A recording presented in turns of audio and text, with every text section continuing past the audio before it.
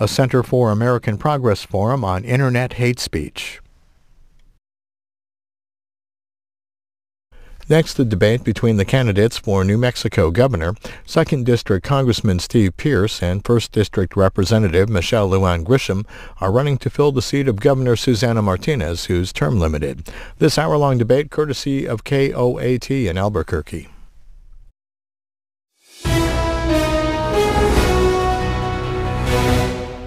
Good evening, I'm Doug Fernandez. Welcome to our Commitment 2018 coverage in the KOAT Albuquerque Journal Gubernatorial Debate. The candidates tonight, Republican Steve Pearce and Democrat Michelle Lujan Grisham. On our panel, asking the questions, my co-anchor on Action 7 News, Shelley Rabando, and Albuquerque Journal senior editor Kent Waltz. We'd also like to thank the League of Women Voters for keeping track of the timing for us tonight.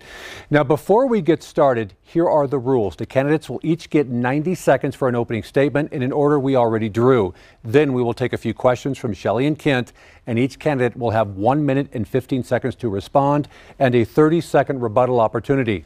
Twice during this debate, each candidate will be able to ask their own question of their opponent. Then at the end of the night, they will each get 90 seconds for a closing statement. Now, per the drawing, Steve Pearce will go first with your opening remarks. Thank you for being with us tonight, and thanks to KOAT. Now, my first house had a dirt floor, had cardboard where the glass should have been, no running water inside, no toilet inside.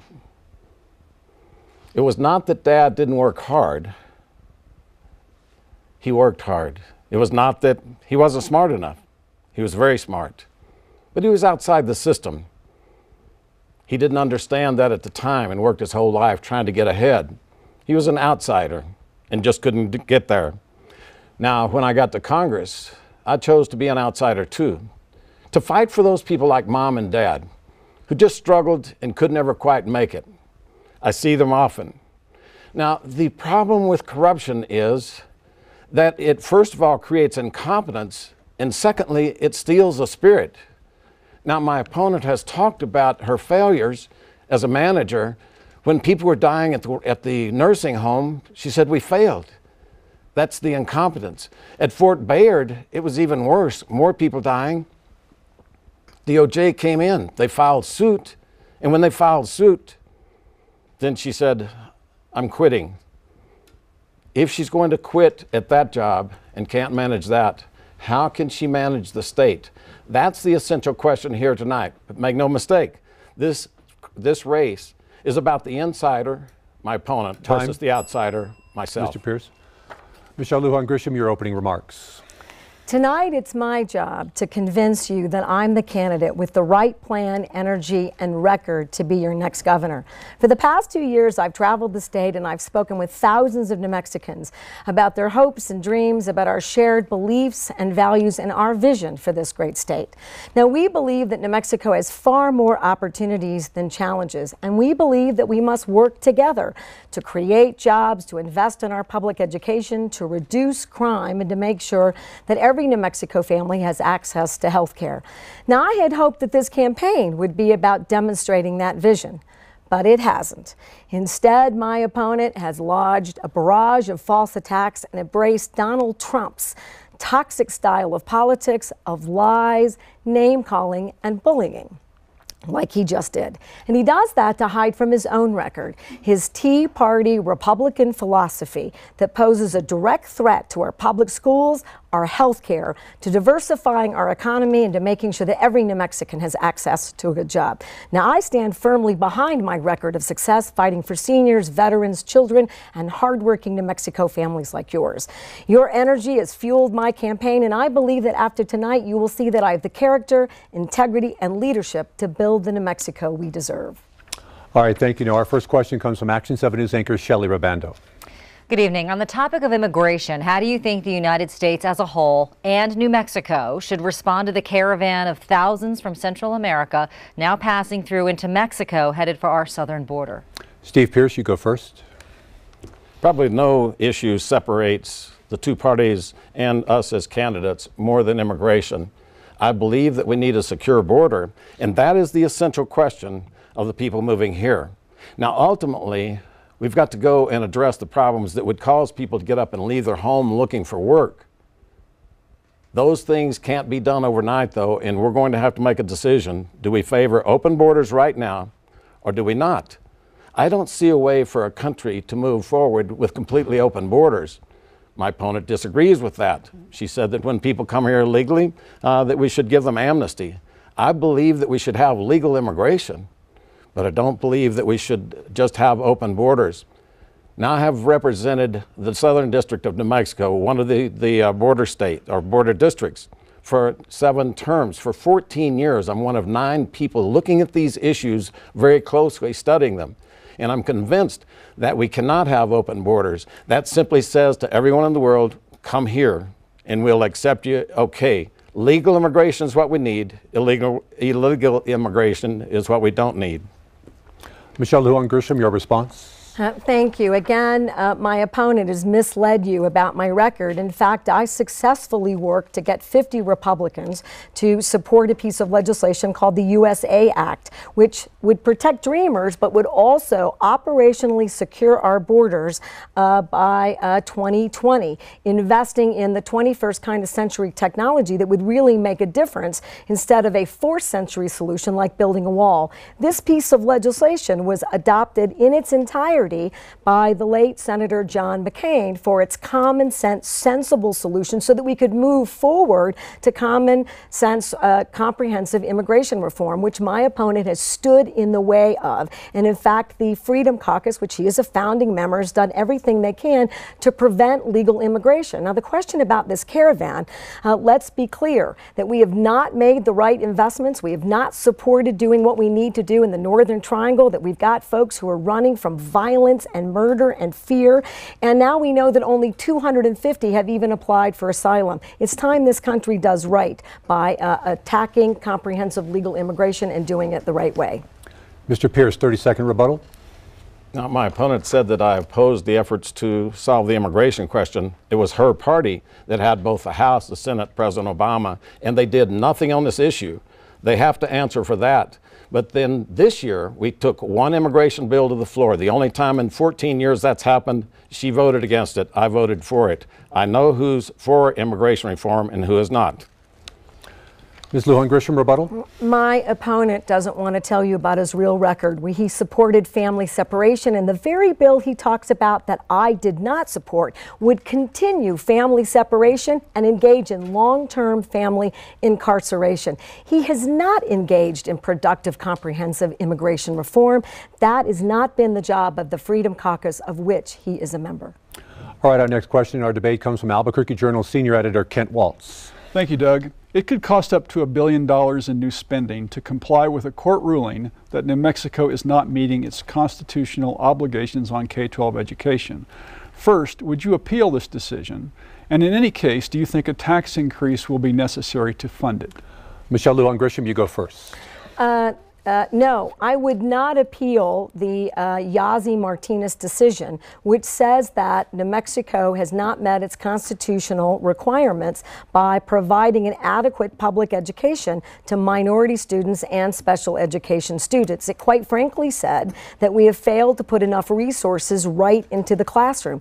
Too much time testing, not enough time teaching, and we haven't embraced or engaged in supporting our educators so that they can support their students and families.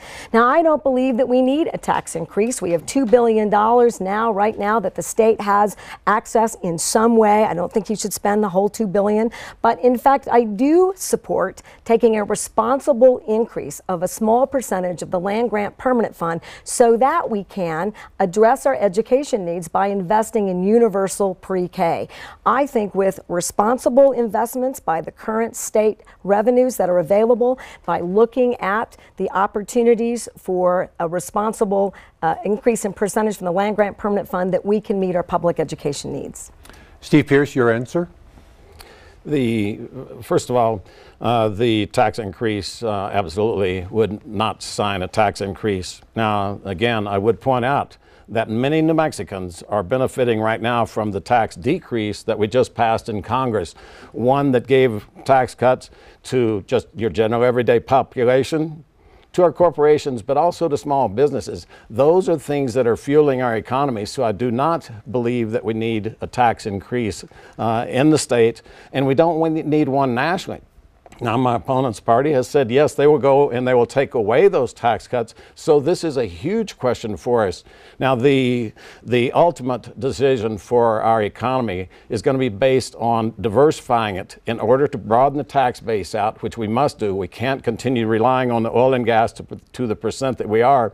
Then we must have high tech. We must have broadband through the counties. We've got to establish rural economies. And then finally, we have to establish the blue collar economies for the apprenticeship programs that I've talked about. These are the ways that you avoid raising taxes. 30-second rebuttal, Michelle Lujan Grisham. Well, I'm the only candidate that's got a detailed economic plan, both jump-starting New Mexico and building New Mexico's economy by identifying 9 sectors, including pivoting to renewable energy, which will bring thousands of jobs and incredible opportunities for new revenues, and making sure that New Mexicans can work in any corner of the state. This is how we productively support public education. Steve Pearce, rebuttal. Sure. The idea that we're going to have 9 different sectors of the economy that we're going to start at once is one that simply shows a deficit of understanding on my opponent's part. I can understand that she's never been in management, she has not been in business, but in order to reach too far, you generally will fail in all efforts. We've got to narrow down our approach, diversify our economy, and then we will have the sustained jobs for all the population. Shelley Urbando has our next question. What can we do to improve school safety? Do you support arming teachers who volunteer to do it and undergo training? Steve Pearce, you go first. My commitment as governor is that when you drop your kids off at school, they're going to be safe at school and you're going to pick them up in the afternoon, just like you're supposed to. There are many things that we can do for school safety. Number one, we must have standardized procedures of entry. I visit a lot of schools. I see the way they operate. Sometimes I'm buzzed in. I have to have an escort and a badge. Other places, anyone can walk in a side door and wander through the halls. So standardized entries would be good. Metal detectors at those entry points. We need to have acoustic sensors because when you have a loud noise, you've got to know where it comes from. I was on the baseball field the day that the shots rang out, and after a couple of minutes, you couldn't tell where they were coming from. So the acoustic sensors are very important. Now, one of the questions about arming teachers, I went through the military and was trained as a marksman there, but it's way different being in the military and using a gun than using one among populations. I'm very hesitant to arm teachers. What I would do is bring in law enforcement officers who have the training in order to provide security for our schools. Michelle Lujan Grisham, your answer? I stand with countless members of law enforcement folks, not just only in New Mexico, but all across the country, students, teachers, and their parents against arming educators.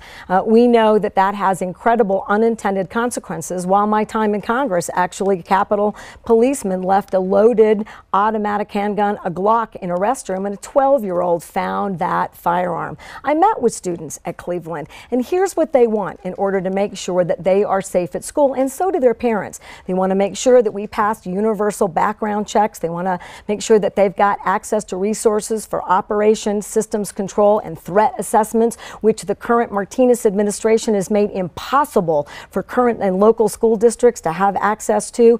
We want to make sure that we keep firearms out of the hands of the serious mentally ill by having extreme risk protection orders, and we don't want firearms available to individuals who are convicted of domestic violence. These are the kinds of efforts, including studying gun violence at schools as a public health issue, that can create the kind of safety that we need and deserve to provide to our New Mexico families. Steve Pearce, rebuttal.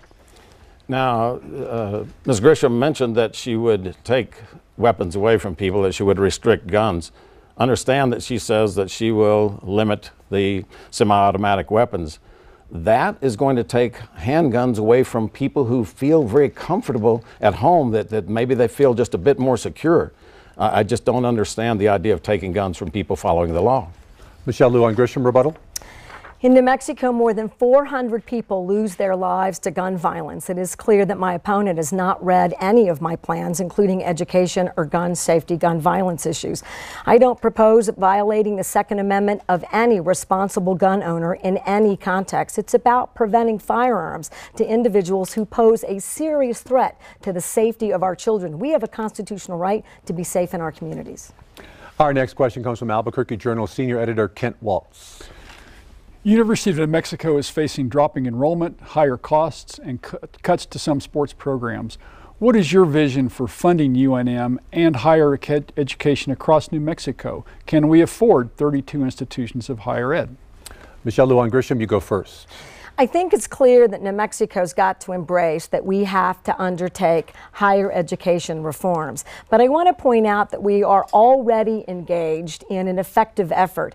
Today, we have a consistent curriculum across our institutions of higher education, so universities and community colleges, who are addressing a workforce shortage. So we have the same curriculum so that we are training and graduating nurses, including a 4-year degree at a community college. It's actually a program now that's receiving national attention. If we align our schools, if we're clear about doing that so students have direct access, so a meaningful job in creating a workforce, I think there are ways to reduce the cost, to manage our institutions, to hold them accountable, and to make sure that they meet the outcomes that they're intended. But in the Martinez administration, we have walked away from creating the kinds of standards and accountability that assure that every single tax dollar that's being invested in our public institutions of higher education are providing the quality education that our students deserve. Steve Pearce, a minute 15 for your response. The idea of education in New Mexico is one that has just not been taken care of by either party. We're 50th in education right now. Now, one thing that we must do is make sure that the education system works for 100% of the people. No one slipping through the cracks.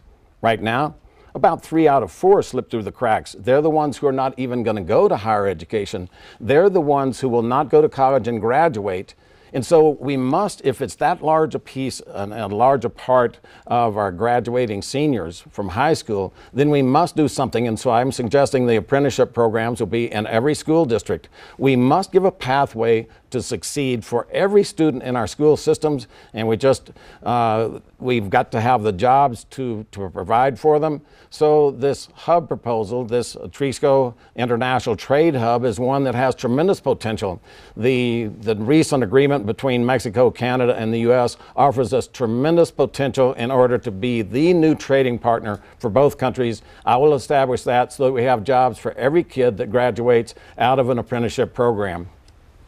Michelle Lujan Grisham, rebuttal. While aligning our higher education and that curriculum with training programs and apprenticeships of high schools, I agree can be very beneficial. My opponent has voted against every single one of those efforts and every single way to make college affordable for students, including Pell Grants and loan forgiveness. And without having that robust investment, we are not going to meet the needs of our students. Mr. Pearce, rebuttal.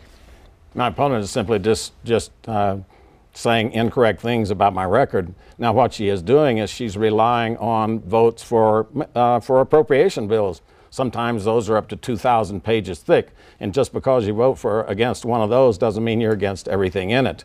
We will fund higher education, we'll fund our regular schools, but we are going to improve education, and we're going to give a destination for 75% of the kids who are not going to go to college. They're going to have apprenticeship training and a skill set to get a job. Next question comes from Shelley Robando. Shelley. Do you support or propose increasing the minimum wage, and would you support a uniform minimum sick leave policy for New Mexicans? Is this an area where you'd consider using your veto power? Mr. Pearce, you go first. As a business owner, I look at the minimum wage in a far different category than my opponent. I've been there when we are trying to just make payroll, and I've seen companies that are trying to do the same thing. We all agree that we want to raise the wages for the people who are at the bottom end of the economic spectrum, but raising the minimum wage is not the way to do that. You can't just dictate that someone has more money in the bank as a company in order to pay that minimum wage. And in fact, if you look at Seattle, They had a dramatic increase in their minimum wage, and the University of Washington has done a significant study on that and said that exactly what most people say in business, that the number of hours worked by the lowest income reduced dramatically, but also then the numbers of jobs began to dissipate. People began to leave the area. They couldn't support that kind of an increase in the wages. So when we say that we're going to have a government mandate to raise the minimum wage, I'm saying you're simply going to kill jobs, you're going to kill opportunities. Let's increase the number of jobs, the number of potential jobs for the people in the workforce. Let them then get a job at higher pay, and they move back and forth across town in order to get that higher pay. That's the way to increase the pay to the people who are struggling to get by. Time. Ms. Lujan Grisham, your reply.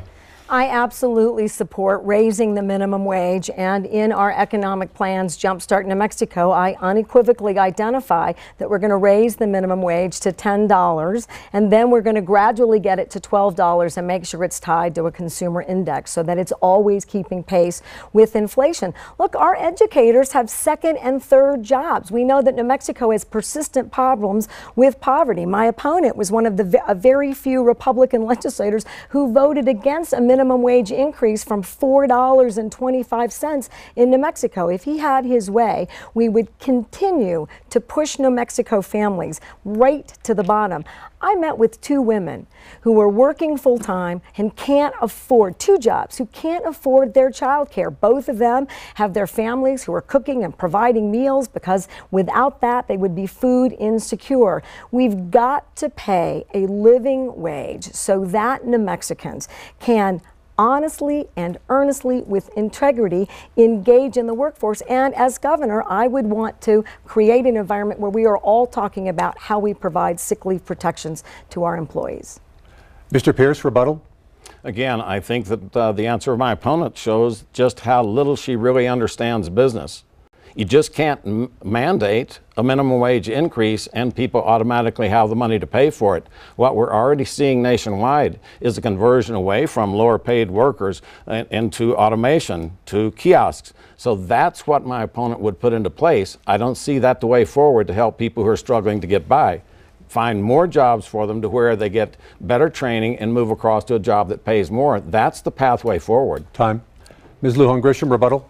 My multi-millionaire opponent is completely out of touch with everyday New Mexicans who right now cannot afford their rent, housing, food, gas, or child care costs. If you want to create a robust economy, people have to have sufficient revenues to stay stable in their environments and spend money.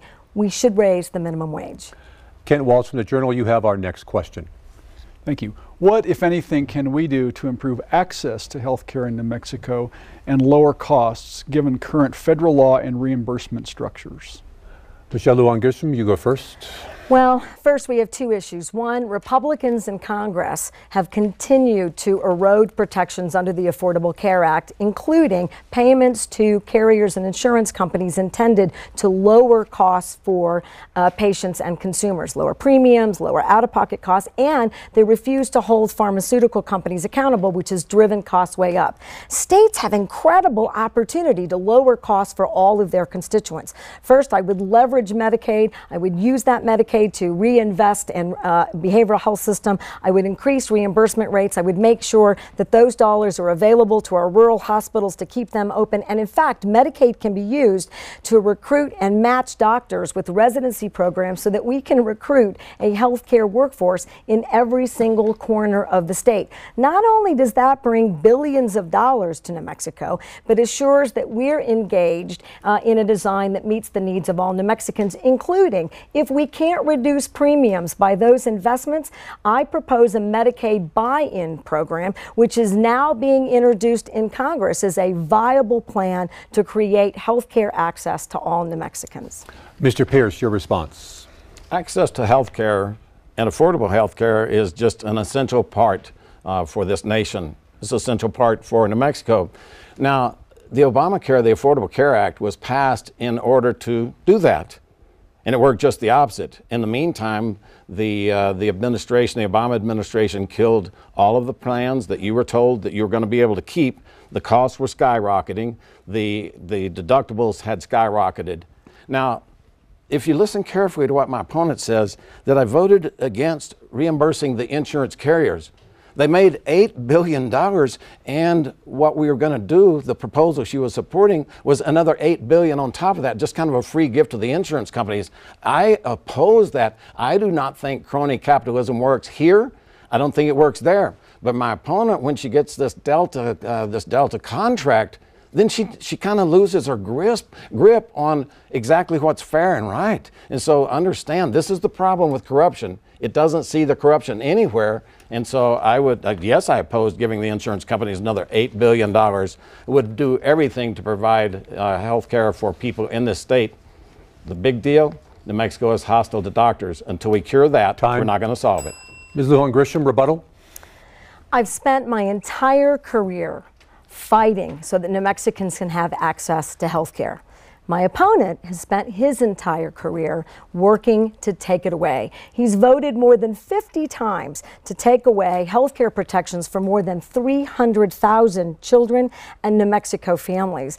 When he's lodging these false attacks and innuendos that have no bearing on protecting health care access, what he's saying is he's taken the side of insurance companies over cost to consumers and access, and the side of pharmaceutical companies.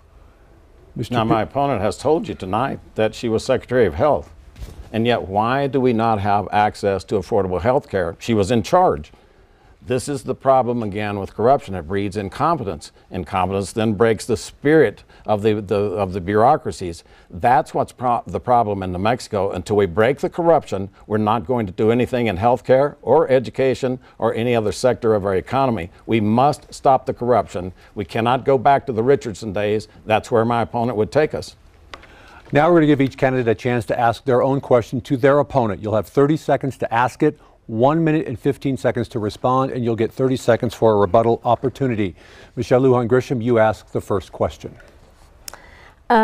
Congressman, I've worked as a patient advocate for more than 30 years. And as part of that work, my company ran the High Risk Pool. Now, the High Risk Pool is a nonprofit private organization that does not have a state contract.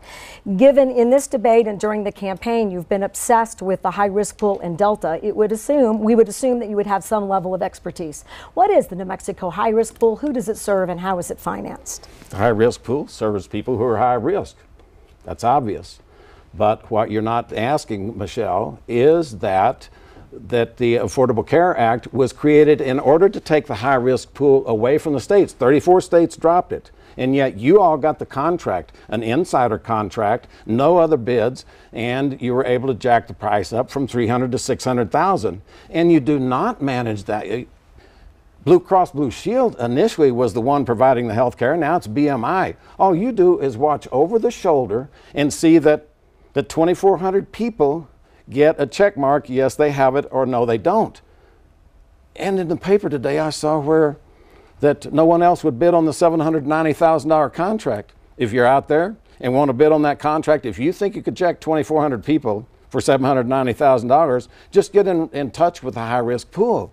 Because that is where that's where this corruption has come from. Delta does not run the program. They simply oversee the company that does run the program. That is all the specialty I need. Michelle Lujan Grisham, rebuttal. Again, I've spent my entire career fighting for health care access, and I can't believe tonight that I'm going to quote Donald Trump. Health care, it's complicated. Who knew? Well, Congressman Pearce, we all know that, in fact, to navigate high risk, and high risk means terminally ill children with cancer and terminally ill adults who don't have access to specialists or health care here, we manage access, enrollment, appeals, and navigate every single component of that health care. And my part of that company was less than 1% for all of the work to make sure that that life-saving treatment was available. Mr. Pearce, your turn to ask a question. So I would ask the Congresswoman, you do have detailed plans of how you're going to change things in New Mexico. We've had specialists go in and take a look at the accounting of those and do estimates of the cost of those. And it looks like that we're probably going to need 45%, something in that neighborhood, increase in our budget. Now, you're expecting more money to come in from the oil and gas, but it's volatile if it is not there. And if your tapping of the permanent fund is not there, exactly where are you going to come up with the money? So I squarely believe that a robust economic plan and diversifying our economy will bring additional revenues. That's been the problem. In the 8 years of the failed Martinez administration, we've not made one investment in our economy. So here are ways, without doing anything and not recognizing that we have $2 billion from oil and gas today.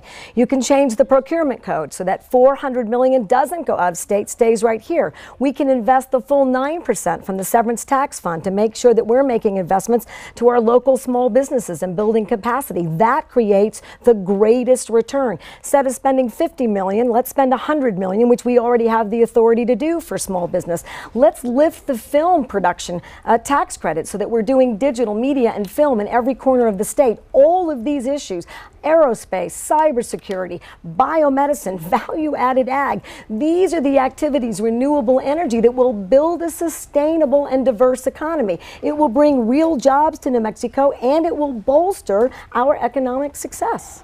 Mr. Pearce, rebuttal. As a person who has created jobs, starting a small company that was not of much value, didn't have any revenues the month before we bought it, $1,400 in revenues the month before we bought it. I know what it takes to grow and build an economy, and when I listen to my opponent respectfully, I say I disagree. You do not just create an economy out of thin air.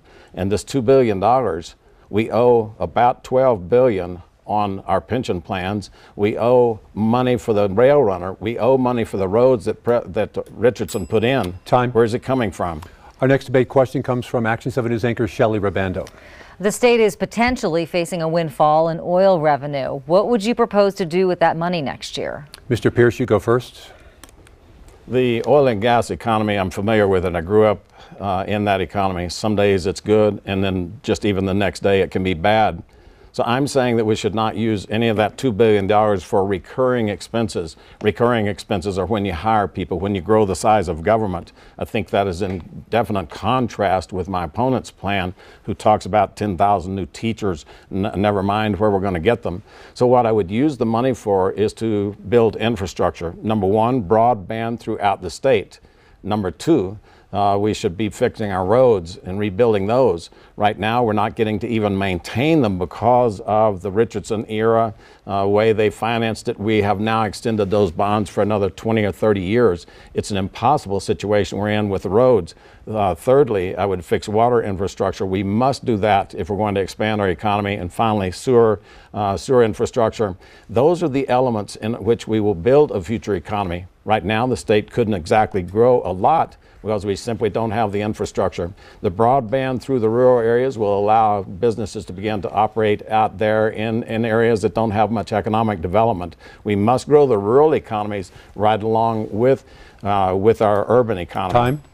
Ms. Lujan Grisham, you go next. Look, this is a real opportunity for New Mexico to be clear that we should set aside some of that $2 billion and honor, in fact, legislation by the late Republican legislator Larry Larrañaga. It is smart. It will raise our bonding, which means that we can borrow money at a lower percentage rate.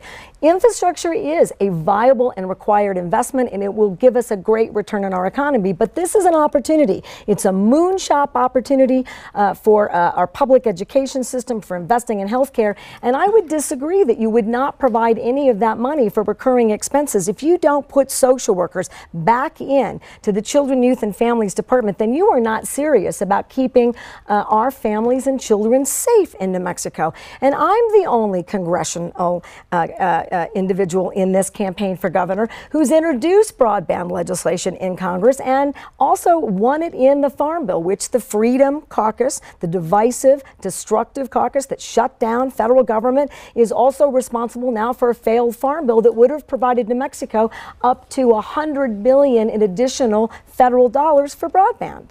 Mr. Pearce, rebuttal. My opponent talks about shutting down the government, and she was also a part of shutting down the government at a different time. She just doesn't want to say that. But the idea that we would pay workers today off of funds that are volatile, that's exactly the reason we got into the situation in the last year, the last 4 or 5 years, of having to take money back from schools. It's a very dangerous precedent that my opponent is talking about, one that underscores that she doesn't understand business or the business principles that we should be invoking every time we spend money from the state. We should spend it appropriately. Ms. Lujan Grisham, rebuttal. For the entire time I've been in Congress, Republicans have been in control, which means every single issue, including failing our government, has been at the hands of Republicans in Congress. I successfully worked for 3 different governors, Republican and Democrat, for 18 years because I successfully ran government. It is clear that we have a responsibility to invest in our future, and as your governor, that's exactly what I'll do. Okay, our next question comes from Marissa, who has been in the New Mexico foster care system multiple times since she was a child. I was adopted out of foster care as a young child, only to re-enter care again as a teenager, and eventually aged out of foster care when I was 18. Being in foster care itself was traumatic. My voice was rarely heard, and I was not able to do normal childhood things, like get a driver's license or have a summer job. As governor, how will you change the department so that it authentically engages with young people and families in the system to both normalize the experience and build a system that better meets the needs for children and youth it's supposed to be serving? Michelle Lujan Grisham, you go first. As governor, I will immediately restore the Children's Cabinet, which makes sure that every single department that's responsible for child engagement and adolescent engagement, child safety and well-being, will be at the table to make sure that we are implementing programs that can make a difference. The Children, Youth and Family department has been failing foster kids like you, Marissa, and I thank you for your courage and leadership tonight.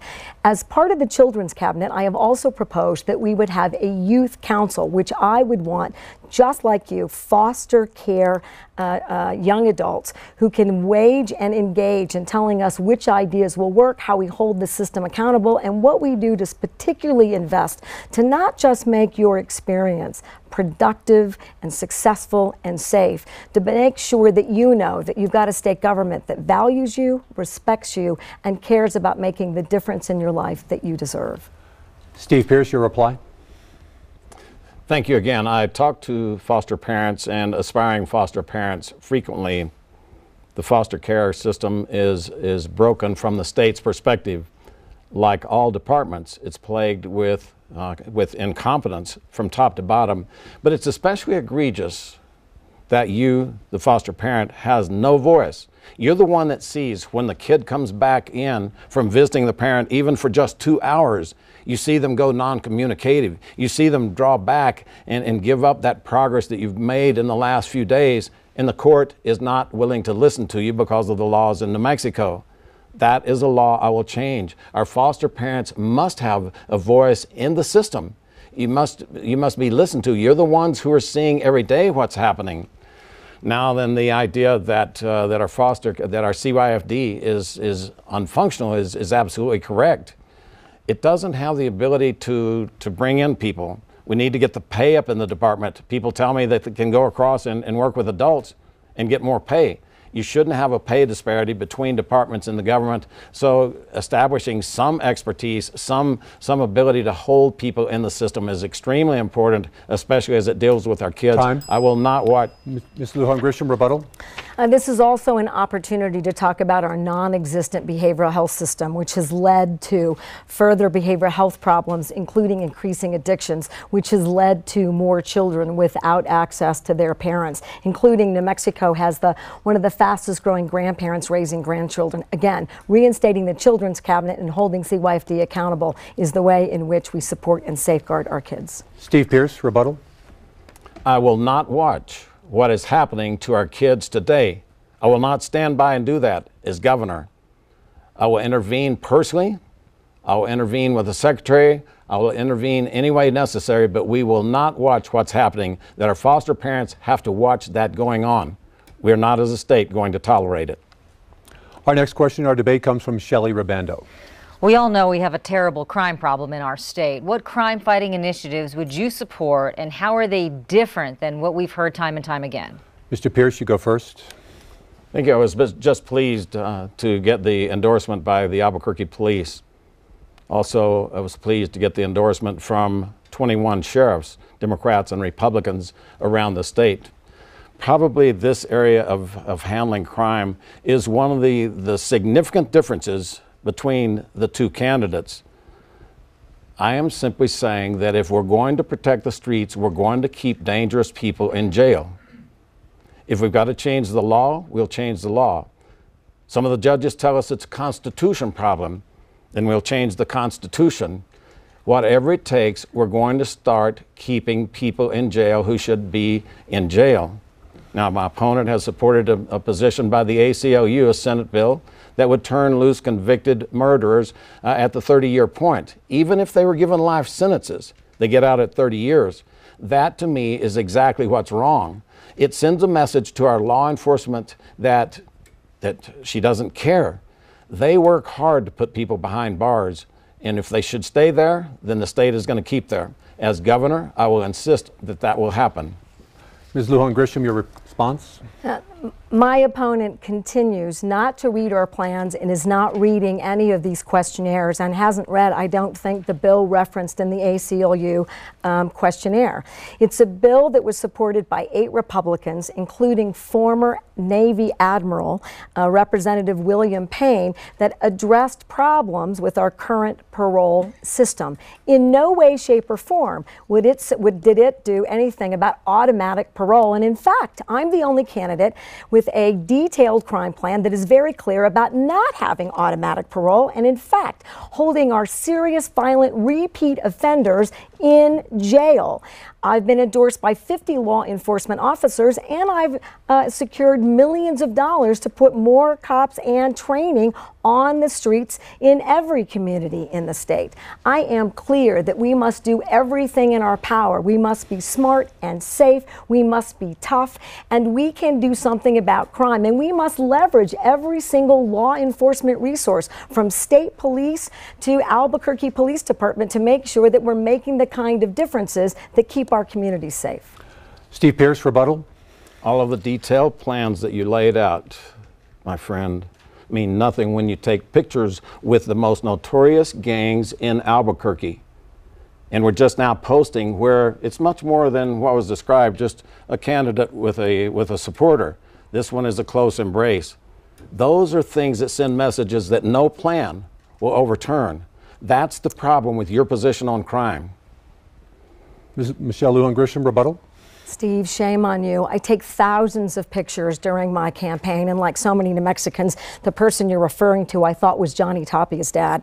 But you're the candidate that gave a congressional award to a convicted child abuser who is under investigation for using a firearm against a 5-year-old. You just recently returned that donation. You are being hypocritical about crime. Shame on you. Okay, our next question comes from Albuquerque Journal senior editor Kent Waltz. The Bernalillo County District Attorney's Office won a hard-fought legislative battle last year to secure millions of dollars in new funding to help fight crime in Albuquerque. Will you continue to support that funding in upcoming budgets?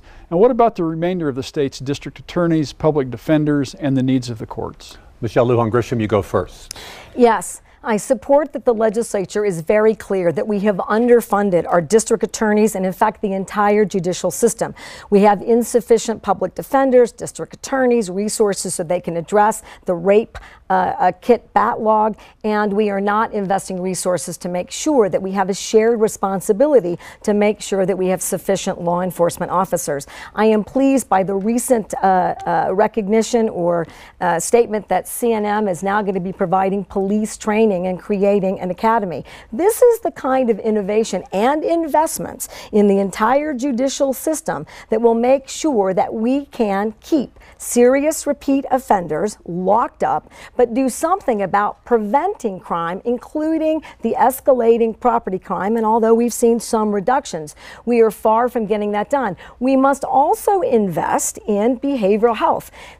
Martinez is the only governor in the country that removed and canceled 100% of our behavioral health contracts, which has led to an increased addiction efforts, which are largely the result of our increase in crime.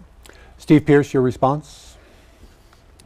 The problem with DAs sometimes is money, sometimes it's culture, sometimes it's the DA themselves. So I will support the DAs who are working diligently to put criminals behind bars, and will support them with financial increases when necessary. But I will tell you, I will not support those people like the one in Taos, who's, by the way, endorsed my opponent, who simply let the 5 people go free. We all saw that. It was a national embarrassment what was going on in New Mexico, and he didn't even fill out the paperwork to move to the next step. That's the sort of incompetence that corruption breeds. That's the sort of incompetence that we need to weed out of the departments. There, the governor needs to be very active in making sure that the DAs not only are funded properly, but are doing their job. Now, I was the first one to call for that DA to step down. He recently announced his retirement because he had endorsed my opponent. She never really took a stand on it.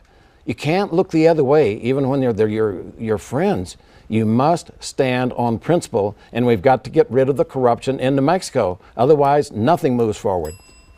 Rebuttal, Michelle Lujan Grisham. Every single issue my opponent points to corruption. It's just a false attack. It's a Donald Trump style of effort. I immediately condemned the actions of the Taos DA, as did most elected officials and individuals who have any sense about the fact that we are not adequately investing, which is the question, in our district attorneys and our entire judicial system. This has been a state government that has failed to take responsibility for investing in the very systems that keep us safe. It's the exact same effort that we are undertaking, Mr. Republicans Pearce, in Congress. 30 seconds for your rebuttal. Thank you. The DA is incompetent, and he's endorsing your plan on crime. Now, I will guarantee that under the Pearce administration, all of our DAs are going to be enforcing the law. They're going to be keeping us safe. That's my commitment. Okay, our next question comes from Albuquerque Journal senior editor Kent Waltz. Kent. Do you support the legalization of recreational marijuana in New Mexico and taxing its sales? What kind of regulations would you insist on? Mr. Pearce, you go first. The question of marijuana divides actually into two pieces. First of all, you've got the medicinal marijuana.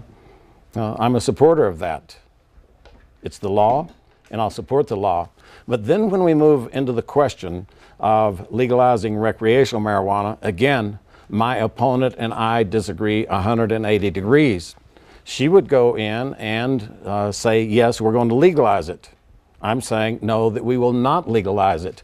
I don't understand exactly what we're going to say to those parents whose kids, a single mom who is trying to keep one or two kids out of trouble from hanging out with the wrong people. Maybe she's working one or two jobs and she's just doing her best to get by. I do not understand what we're going to tell her when we legalize marijuana and her kids come home, they start skipping school. We're seeing many of the problems that are now coming into the school systems in Colorado that come from that. Again, I will support the medicinal marijuana. It should be legal, and it is, but I will oppose and will not sign recreational marijuana legislation. Ms. Lujan Grisham, your reply. I am proud to have brought medical cannabis to the state of New Mexico and successfully regulating it, although the current administration has greatly reduced patient access, and I would immediately restore productive regulation of the medical cannabis program. Now, I have signaled that New Mexico can be in a position to legalize recreational cannabis, but we only do that if we regulate it in the following ways. We must address all public safety, driving, intoxication, workplace intoxication. We must address underage use, prevention. We must also make sure that we're regulating edibles, which has been an unintended consequence of states like both California and Colorado.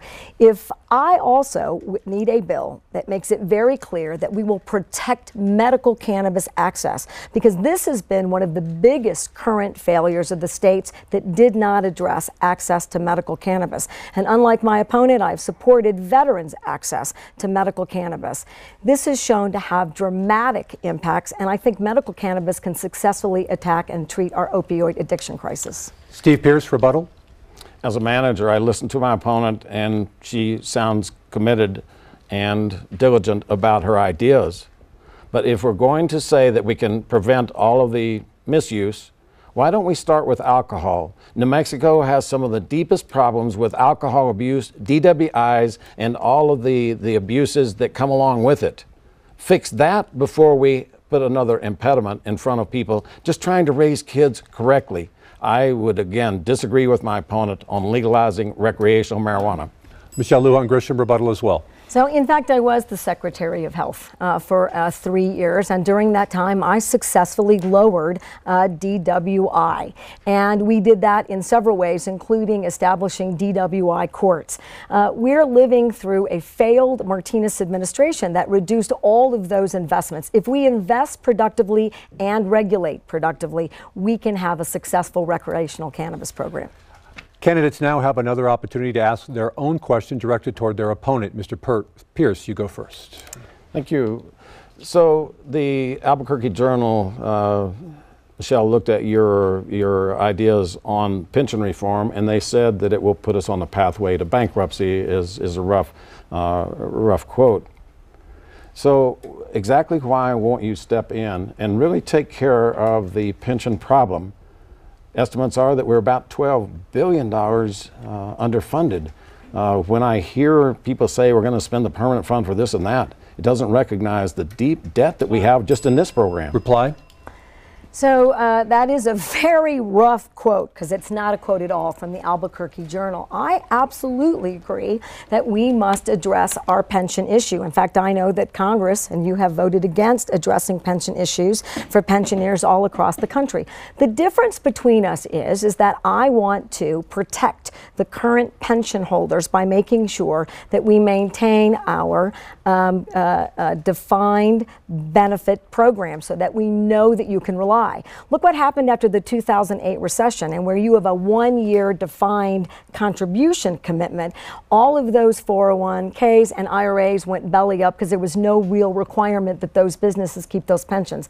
I will immediately create a pension task force that has all stakeholders, including retirees, current workers, and the PRA board, so that we can come up with shared sacrifices between both the employees and the employer, so that over a period of time we get our pension system corrected. Mr. Pearce, rebuttal. Well, with all respect, the Albuquerque Journal did point out that your system was not responsible, that it was not going to address the deeper underlying problems. Past legislatures have gone in and they put Band-Aids on it, but until we really address this problem, it is going to be a huge burden on every taxpayer in New Mexico. It must be addressed, and it must be addressed now. Michelle Lujan Grisham, your question. Congressman Pearce, you stated on several occasions that you own a party equipment rental business. Recently, it was exposed by the AP that it's not a party rental business, that in fact it's an oil and gas business, which led to several DAs calling for an immediate independent ethics investigation. In addition, you failed to disclose complete tax records or returns. What exactly are you hiding from New Mexico voters? Well, actually, I expected that you would exactly ask that question, because you're misstating the facts all the way through. We at one point had a fishing tool company. That means we did downhole work in oil wells. At another time, we had a party rental company. Now we've had residuals. When we sold those companies, there were residual assets, and those are used, and we work those through a third party. There's nothing that we're hiding. Actually, these things were asked to the ethics committee in Washington, and they said, no, it is okay. He is filed exactly correctly. The IRS looks at us frequently. We have a very complex return, and the IRS looks at our returns. Our paid accountant looks at our returns, and everybody says that we're filling it exactly right. So I'm not sure exactly what you are driving at here, but you're the one who has the company that is charging sick people a 10% surcharge in order to pay you, or your business partner, lavish sums of money. Your company made millions charging people who are the most fragile in our system. You yourself pointed out how fragile they are. And you do that? How in the world can you look yourself in the face? Time. I can, because I've disclosed 5 years of complete tax records, and the pool has its financial statements all on record, and I had the ethics committee, without needing to, do a voluntary review. Here's what I think you're hiding: that you serve on the Natural Resource Committee, which is responsible for oil and gas, and you enriched yourself by millions of dollars by deregulating oil and gas while serving on that committee unethically. Okay, we are now near the end of tonight's debate, but first, the candidates will each get 90 seconds for a closing statement. We will begin with Mr. Pearce. Tonight, you've seen two very different reports about where we would see the future of this country and of this state. I'm the business leader. I'm the one that's created jobs. My opponent has not. She doesn't understand what it's going to take to create a new economy and a diverse economy. My opponent also sort of roughs over and kind of approximates and says she ran government successfully. She did not. Her own words in the newspaper said over and over, we failed, we failed. At one point she quit, saying this was the hardest job ever. If that's the hardest job ever, and that was one department, the Department of Health, how in the world can my opponent run 22 departments? It just doesn't make sense to me. What we're asking to do is change the future of New Mexico. It is going to take every skill possible, every management skill that I've learned through a lifetime. I know that I can do it.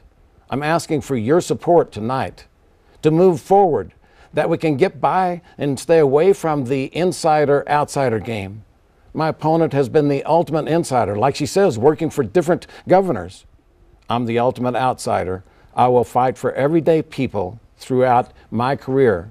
I have as congressman, I will as governor. That is my commitment to you tonight. I'll fight for you so that you have a chance to succeed. Time. Michelle Lujan Grisham, your closing remarks. Tonight you have seen two starkly different approaches to serving New Mexico and building a better economy. My opponent has hid from his record and distanced himself from Donald Trump, the ultimate outsider, and he has attacked me repeatedly during this debate and during my campaign, saying I was a failed leader, and these are all absolute lies and distortions of my record. And in fact, I have won the respect of my constituents in character and integrity, adequately representing them. And I was asked to serve New Mexico by 3 different governors, Democrat and Republican, because I have a real record of getting things done.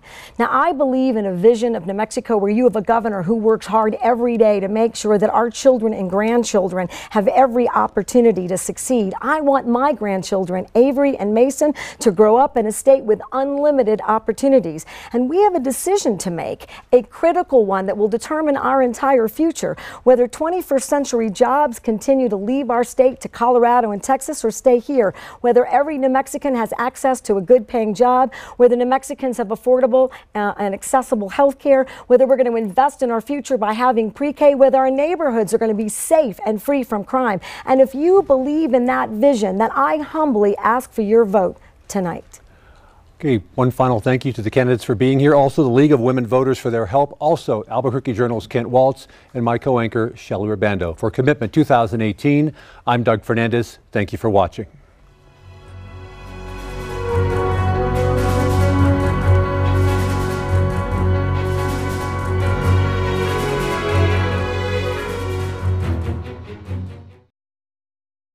With the midterm elections just days away, watch the competition for the control of Congress on C-SPAN.